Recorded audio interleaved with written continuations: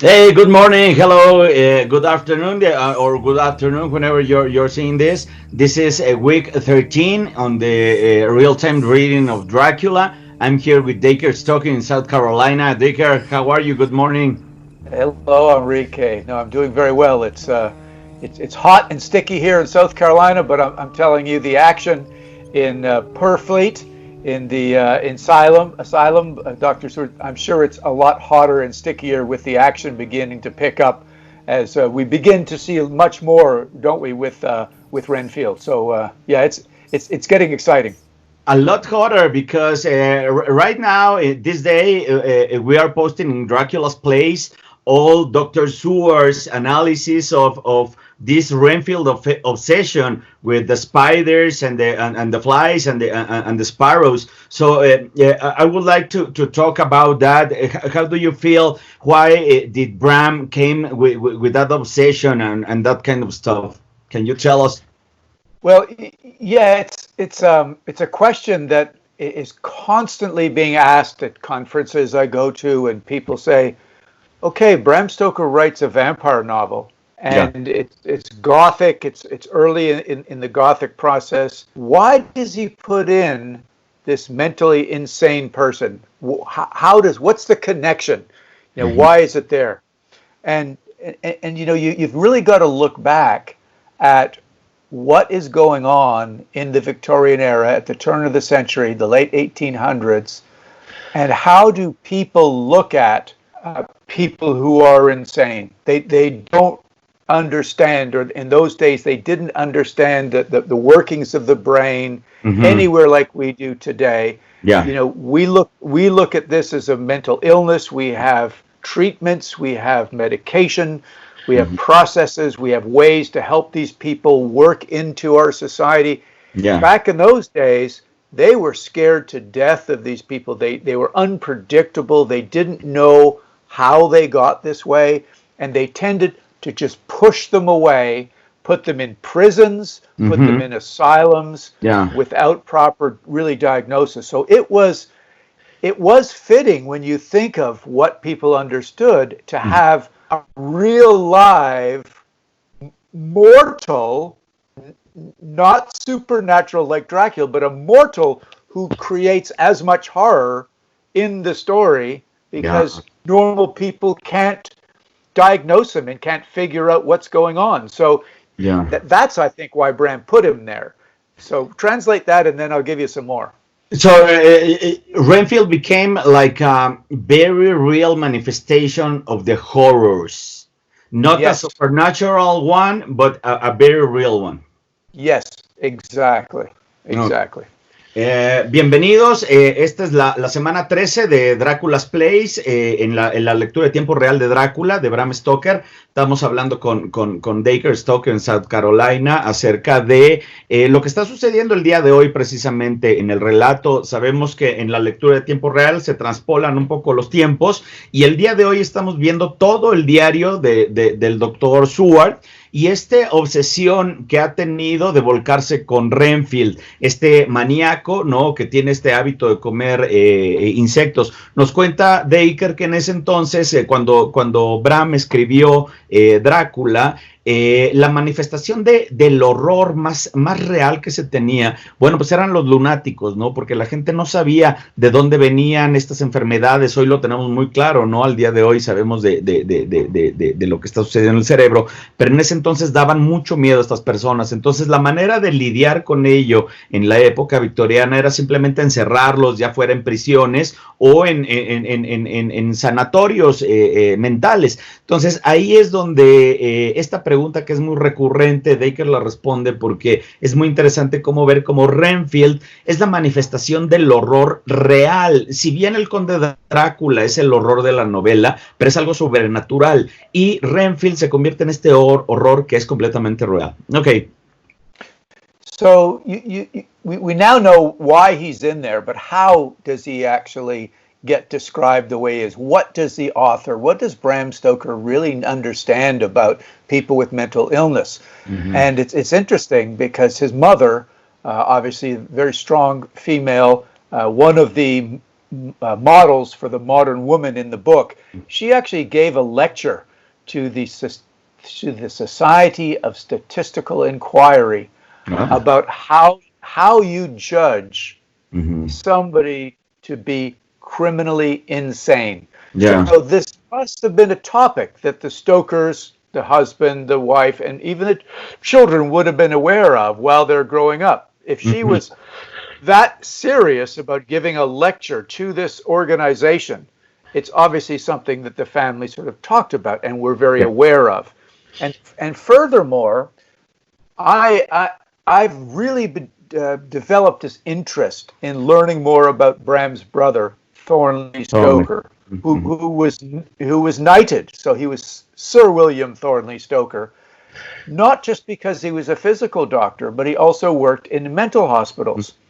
And he actually had a position in all of Ireland to be on a committee to judge the ethical treatments of people and animals, animals as well, for medical examination of the brains. So you've seen this, of course, old movies where they have a monkey and he's alive and they take off his skull and they put probes into his brain. Well, that was very cruel and horrifying. Monkeys, dogs, this was done a lot during these days, and it was cruel. And Thornley Stoker was an animal lover, but also he was a very ethical and moral person, and he wanted to make sure that this was not done and caused great distress or great pain to these animals.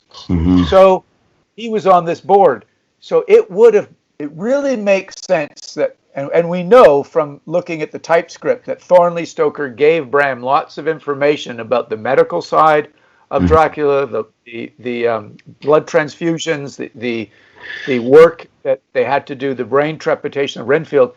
But in addition, I believe he was very involved in this chapter we're looking at right now, as he would explain to his brother the tendencies, the characteristics of mental patients who he was working with all the time. I'm sure Bram went to him and said, I want to create this part of the story. Help me understand this. And at the beginning, when he was introduced, Bram actually called this guy Flyman. Then he gave him the name Renfield later on. In our last section, we talked about where the name may have come from, and it's possible that there was a Renfield Street in Glasgow, Scotland, very close to the train station and the theater where Irving and Stoker used to stay.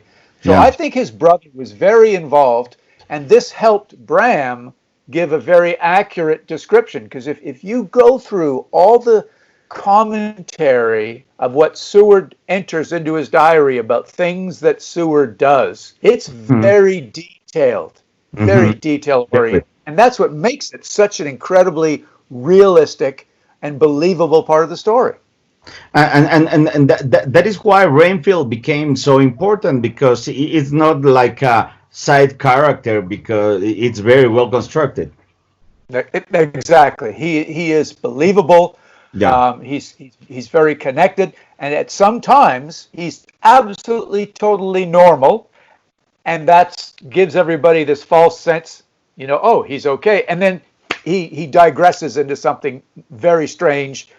And as the opening line says, he has certain qualities that are very largely developed. His selfishness, his secrecy, and his purpose, which means he's got other ones that are not very developed. He gets very aggressive. He gets very strong.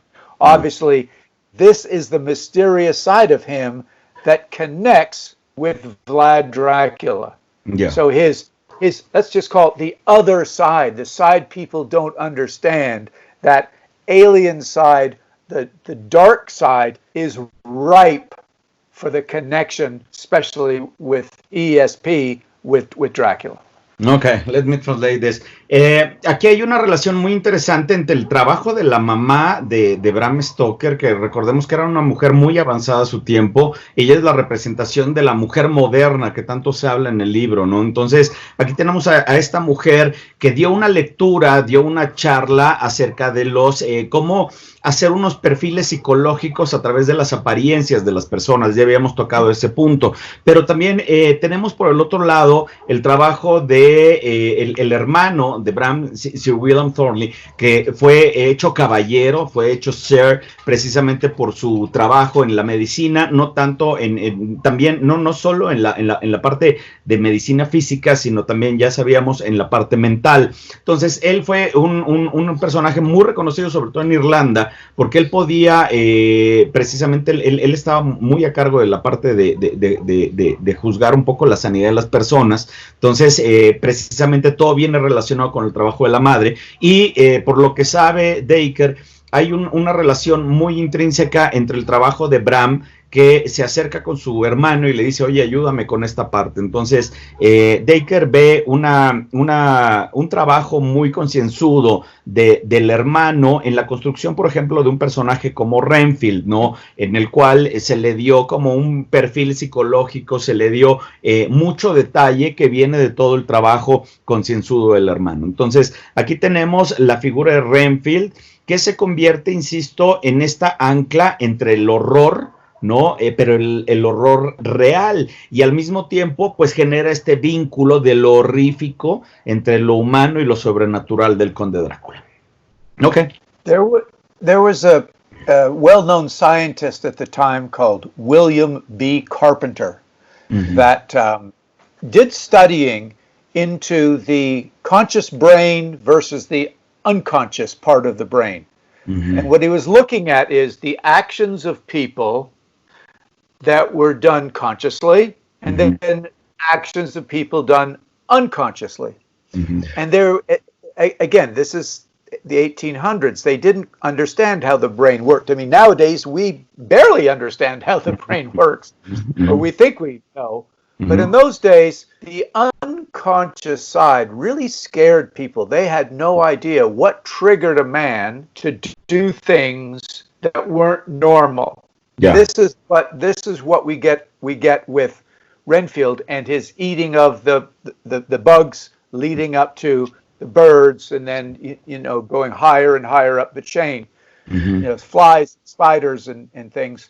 And so what Bram was alluding to, by not just creating a fantasy type character in Renfield, it was somebody that was being studied at that time. So there must have been real people that Mr. Carpenter and Thornley Stoker and other doctors would have looked at, and the readers in London would have been aware that this is a real situation. So you've got a guy in the story, Renfield, who is exhibiting characteristics of known scientists that are writing papers about this. And again, it makes it feel very realistic that this Renfield, when he lapses into more animalistic things, and this is the side of him that eats the bugs and works up the chain, he's acting as an animal. And that's scary. That's not human process. So you imagine the whole idea when we've got a human like Renfield acting like an animal, and then comes the supernatural version of that's much stronger, who is controlling Renfield. Dracula arrived.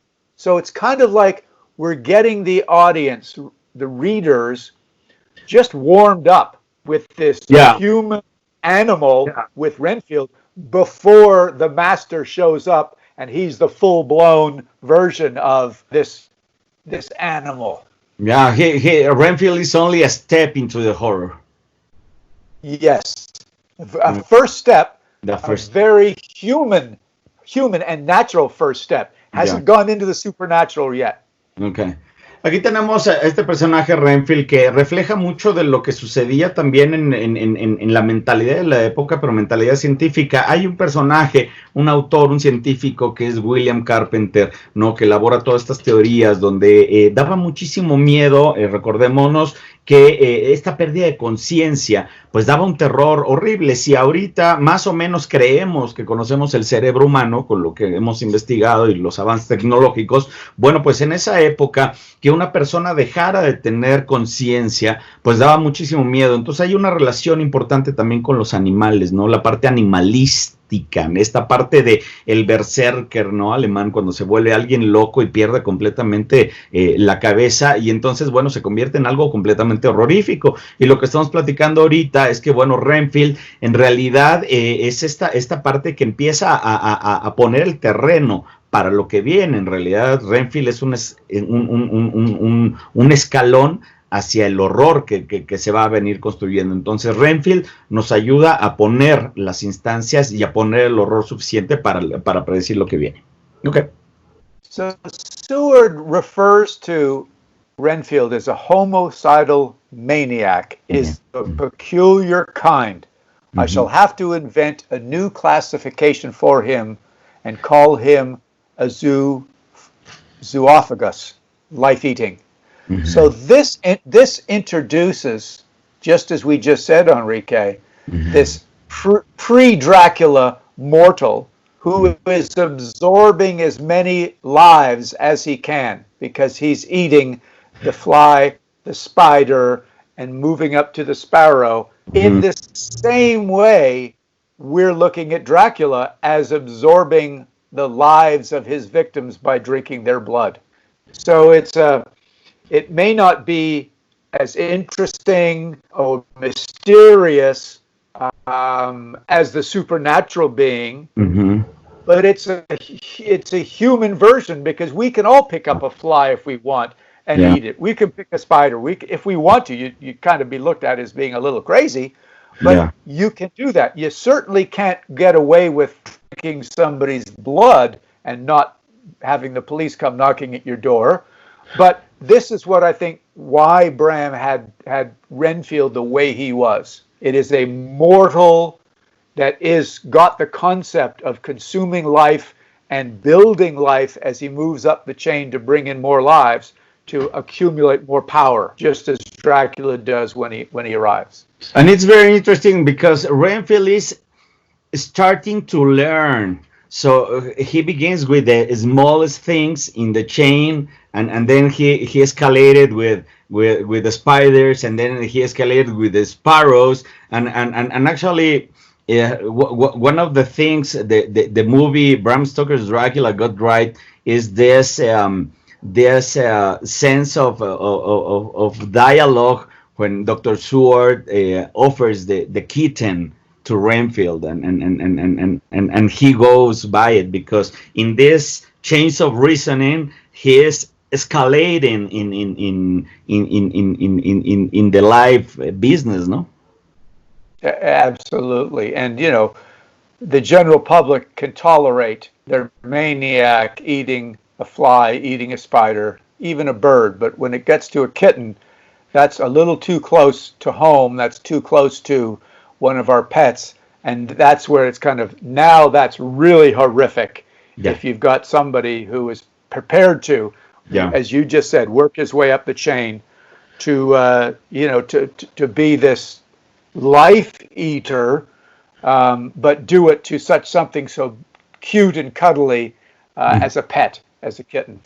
So there's it's sort of the second half of this whole chapter really focuses on this development of how we see Renfield escalate to the point where he now becomes a real threat. And one of the things about it is Dr. Seward responds in the way that they did a lot in those days, is I've got to give him some more opium, some more opiate, give him the drugs. And it's kind of weird.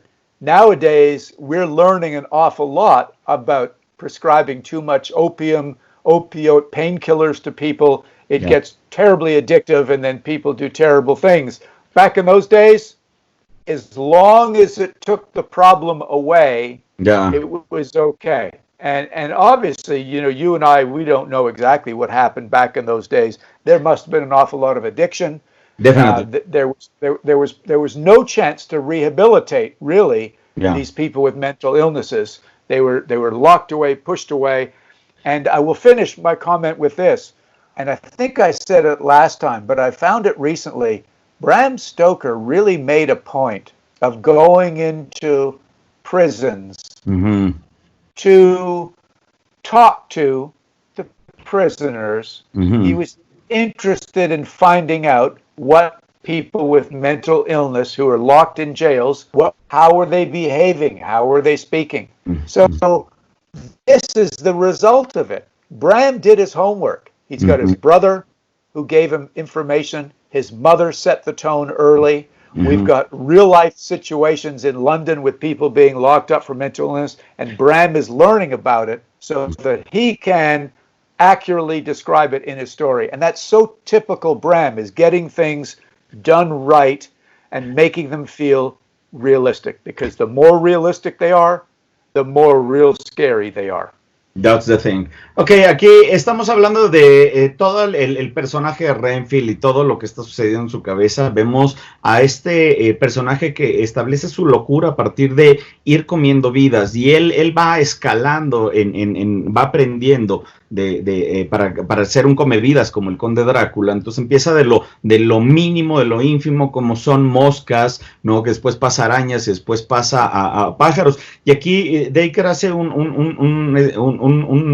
una pausa interesante, porque ya cuando llega el momento de meterse con gatos, que sería como lo que sigue en la línea, ahí ya se convierte en algo muy horrendo para nosotros que tenemos gatos en casa, porque nos relacionamos. Entonces ya esa conducta mental ya se convierte en algo completamente inapropiado, y por lo tanto da muchísimo miedo. Ese factor, bueno, pues es utilizado continuamente por Bram, pues para generar esta sensación de misterio. Por el otro lado, otra vez recordemos que Renfield está completamente bien fundamentado, no es un personaje aleatorio, sino que viene, bueno, pues del trabajo de la mamá, ¿no? Con las lecturas que hablábamos, del perfil psicológico, con el trabajo que hizo Bram junto con su hermano, ¿no? De elaborar un personaje bien fundamentado en la realidad, más lo que pasaba también en Londres, que era encarcelarlos y demás, y que Bram fue a estos hospitales y a estas cárceles a ver y analizar estos comportamientos.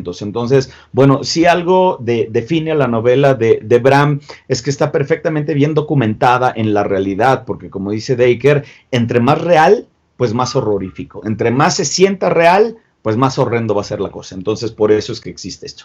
Okay, Dacre, this was a good one. Yeah, now we just have to get ready for getting back to Whitby and the arrival of the Demeter. So we'll see you guys next week. Wonderful. Read on. Keep visiting Dracula's place, and you'll see the wonderful graphics that Enrique's created, and the story only gets better. So see everybody next week.